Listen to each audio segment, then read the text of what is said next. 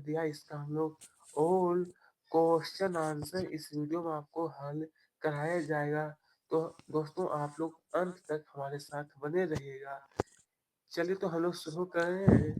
First question जो दिया है कि निम्नलिखित प्रश्नों के उत्तर लिखना है। जैसा कि क्वेश्चन नंबर 1 जो आप लोग देख रहे हो पूछा गया ना इसमें जो पूछा गया है हमसे कि महाराजा अग्रसेन जी का जो जन्म है आखिरकार दोस्तों का कब और कहाँ हुआ था। कब और कहाँ। तो आइए स्टूडेंट इसका जो उत्तर लिखना है कि महाराजा अग्रसेन जी का जन्म आज से लगभग यहाँ पर बताया जा रहा है कि 5125 वर्ष पूर्व आश्विन शुक्ल प्रतिपदा को हरियाणा राज्य।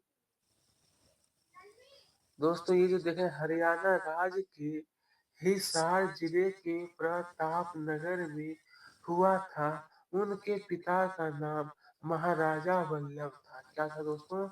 महाराजा वल्लभ था। आइए दोस्तों अब यहाँ पर नंबर खो में जो फिर पूछा गया है यहाँ की कि अग्रवाल समाज के प्रवर्तक। अग्रवाल समाज जो है तो उसका कहा गया यहाँ पर कि प्रवर्तक कौन थे तथा इस समाज के कितने गोत्र प्रचलित हैं।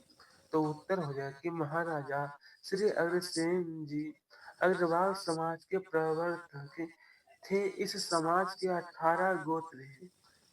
अग्र महाराजा श्री अग्रसेन जी जो थे ना वो अग्रवाल समाज के प्रवर्तक थे और इसमें कुल 18 गोत्र थे दोस्तों। और अही जो थे ना महाराजा श्री अग्रसेन वो व्यापारी में काफी सभी लोगों को बस सिखाया करते थे। ठीक है। अग्रवाल समाज इन्हीं को कहा जाता है।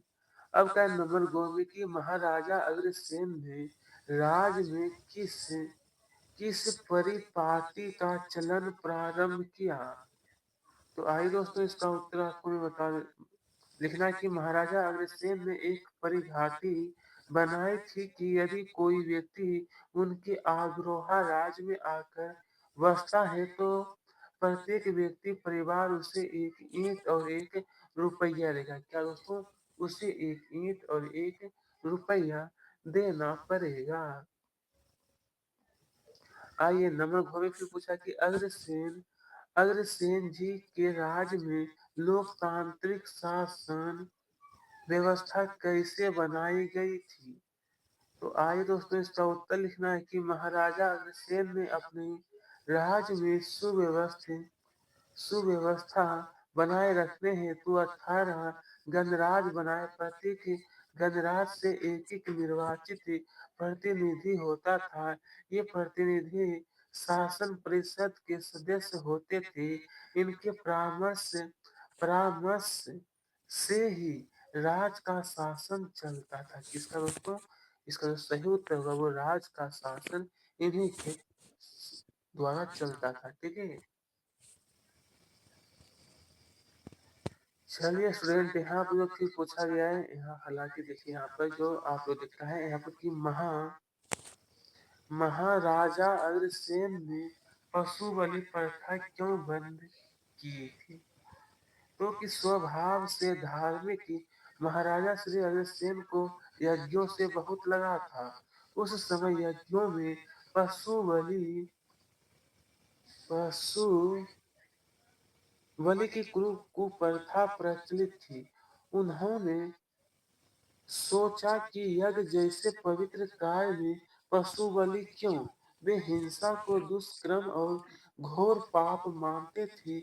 वे कहते थे कि यदि हम किसी को जीवन दान नहीं दे सकते तो हमें किसी के प्राण लेने का कोई अधिकार नहीं है। अतः उन्होंने पशु बलि प्रथा पर रोक लगा दिए थे। ओके दोस्तों।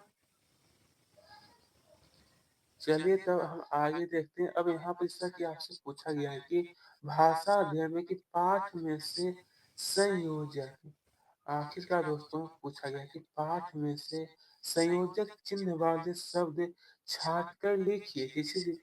जिसे कि दिया है कि देख समझ कर इसी प्रकार से आपको लिखना कि अपना अपना अपनी अपनी ऊंच नीच जाति पाति एक एक बड़े बड़े इस तरीके से आपको उत्तर लिख लेना है दोस्तों।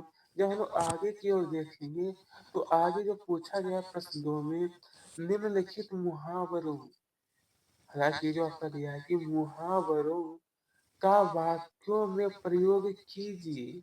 वाक्यों में, ये जो आपका कुछ मुहावरा देख सकते हैं यहाँ पर दिया गया है, देख सकते हैं इसका वाक।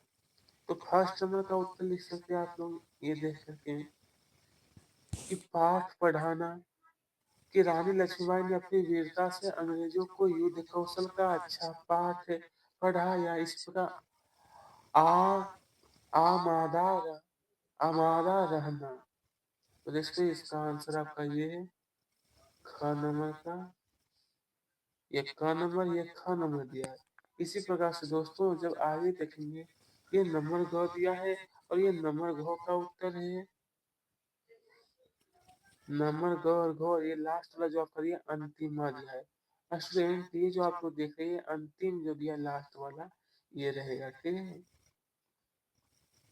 एक और दिया है, एक और है आपका ये नंबर 4 वाला भी, ठीक है दोस्तों। तो चलिए अब यहाँ पर प्रश्न 3 में क्या है, निम्नलिखित शब्दों की वर्तनी शुद्ध करके लिखिए। ये जो दिया है इसका शुद्ध करके लिखना है आपको। तो मैंने यहाँ पर लिख दिया हूँ व्यवस्थित, आदर्श, निर्वाचित, लक्ष्मी, उन अनुनय, वैश्य। इस प्रकार से आपका सही सभी का जो सही सही उत्तर मैं आपको बता दिया हूँ।